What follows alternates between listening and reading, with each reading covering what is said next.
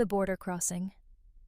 Lieutenant Arif Malik first saw her through the haze of morphine and antiseptic. The field hospital in Lahore hummed with the controlled chaos of post-conflict care, soldiers groaning, machines beeping their steady rhythms of survival. But when Nurse Priya Kapoor leaned over him to check his vitals, the world narrowed to her focused expression, the strand of dark hair escaping her white cap, the gentleness in hands that had learned efficiency without sacrificing compassion. She was part of a Red Cross delegation, her presence in Pakistan a temporary bridge across the very border Arif had spent years defending. The irony wasn't lost on him, even through the fog of pain medication. "Your pulse is elevated," she said, her Urdu carrying the softer inflections of Delhi. "Are you in pain?" He wanted to say that his heart had found a new reason to race, but settled for a weak smile. "Nothing I haven't survived before." Over the following weeks, their conversations stretched beyond medical necessity. She spoke of her family's displacement during partition, stories passed down like heirlooms of grief. Her grandfather had lost everything crossing into India, carrying only her grandmother and a photograph of the Lahore home they'd abandoned. Arif shared his own inherited wounds, his father's stories of friends who became strangers overnight when borders were drawn through neighborhoods, through families, through shared history. "Do you think," Priya asked one evening as she changed his bandages, "that we're destined to keep fighting wars our grandparents started?" Arif caught her wrist gently, stopping her practiced movements. "I think some of us might be trying to find a different way." The touch lingered a moment too long. They both felt it. The dangerous current of something that had no place in their carefully ordered worlds. The weight of uniforms. Major Khalid Rahman noticed first. Arif's commanding officer had the perception of a man who'd survived 3 decades of military service by reading the unspoken. "She's Indian," Khalid said flatly, finding Arif outside the hospital one evening. It wasn't a question. "She's a nurse." "She's a complication you cannot afford."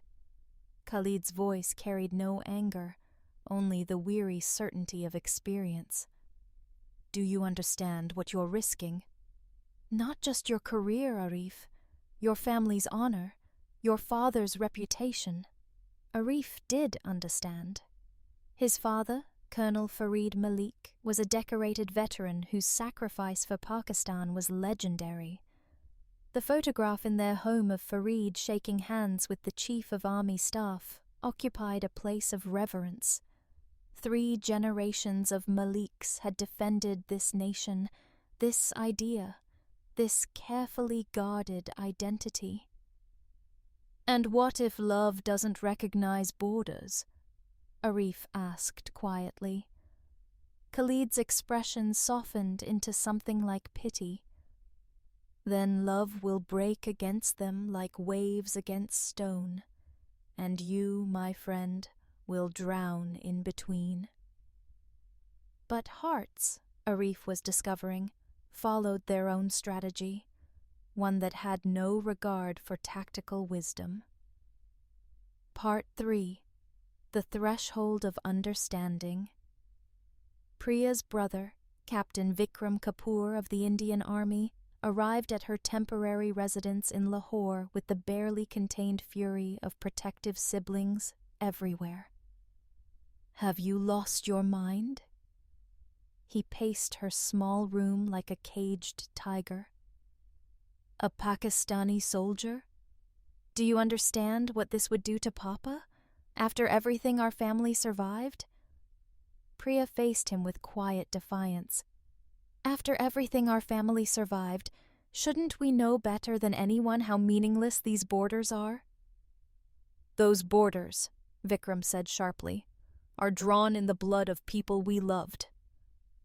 Grandfather never recovered from leaving Lahore, and you want to…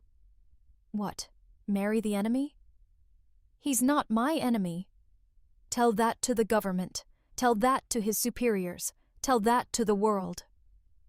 Vikram's voice cracked, revealing the fear beneath his anger. They'll destroy you both, Priya. And I can't watch you be destroyed. She understood his terror because she shared it.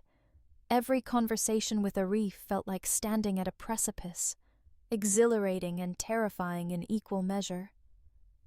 They were navigating a minefield where every word, every glance, every imagined future detonated something precious in the worlds they came from. The proposal that wasn't. When Arif's medical discharge came through, he and Priya found themselves in the hospital garden at twilight, the boundary between day and night as uncertain as everything else in their lives. Come with me, he said suddenly, to Pakistan. We could build something new. Priya's laugh was hollow. And abandon my family? My country? Become a traitor in their eyes? Then I'll come to India, where you'd be watched, suspected, never truly trusted, where my family would see you as the embodiment of everything they've been taught to fear. She turned to face him fully, tears threatening. Don't you see, Arif? There's no version of this where we don't lose everything. Not everything, he insisted, reaching for her hand. We'd have each other. Would we? Or would we have a love poisoned by resentment, by the sacrifices we'd have to make, by the families we'd have to leave behind? Priya's voice broke. My mother already lost her father to partition. How can I ask her to lose her daughter too? Arif had no answer. The silence between them filled with all the futures they couldn't have, the children who would never be born, the home they'd never build, the ordinary, extraordinary life that borders and history had placed just beyond their reach. Part 5. The Letters Unsent. Colonel Farid Malik found his son staring at a blank piece of paper in their family home in Rawalpindi. What is it you cannot write? The old man asked, lowering himself into a chair with the careful movements of someone whose body had given much to his country. A letter to someone I have no right to love. Farid was quiet for a long moment. Then, did I ever tell you about your mother and me? You met at university. Before that, when I was posted at the border as a young lieutenant. Farid's eyes grew distant. There was a village split by the line of control. A girl lived on the other side. We'd see each other across the fence. She'd wave, I'd wave back. For months, that was our entire relationship, waves across barbed wire. Arif stared at his father. This story had never been part of the family mythology. What happened to her? I don't know. I was transferred. Life moved on. I met your mother, built a family, served my nation with pride. Farid met his son's gaze. But sometimes I still wonder about those waves, about the life I might have had if the world were different. And I wonder if she does too. Do you regret not trying? I regret nothing. I chose honor, duty, family, the pillars our society stands upon. Farid's expression hardened slightly. But I also understand the weight of the road not taken. Some loves are meant to be lessons, not destinations. They teach us about ourselves, about what we value, about the price of the choices we make. That's a terrible lesson, Arif said bitterly. Yes, his father agreed. Most of the important ones are. The distance between Priya's delegation departed Lahore on a cool autumn morning. Arif watched from a distance, still in uniform, still bound by the identity he'd chosen long before he'd known there might be a reason to question it. Their final conversation had been brief, conducted in the sterile formality of a hospital corridor with too many witnesses. "Take care of yourself, Lieutenant Malik. And you, Nurse Kapoor." The words were professional, appropriate, completely inadequate, but they were also a kindness, the clean break that might allow both of them to heal, to return to their lives, to honor the commitments they'd made before they'd met each other. Except hearts don't heal on command, and commitments feel like chains when you've glimpsed an alternative. Epilogue. The Borders. We Build. 3 years later, Arif received an invitation to a medical conference in Dubai, neutral ground where Indian and Pakistani professionals could meet without the weight of flags and anthems. He almost didn't go. But something, curiosity, hope, or perhaps just the human need for closure, compelled him to attend. He found her in the lobby, wearing a blue sari, a gold ring on her finger that hadn't been there before. "You're married," he said, the observation both question and statement. 2 years now, a doctor, a good man. Priya's smile was genuine, if touched with something wistful. "He understands the work." "And you?"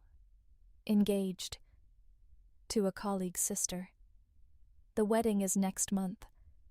They stood in that artificial space, neither India nor Pakistan, but some carefully constructed in-between where they could meet as ghosts of who they'd almost been to each other. "I think about you sometimes," Priya admitted. "I wonder if we were cowards."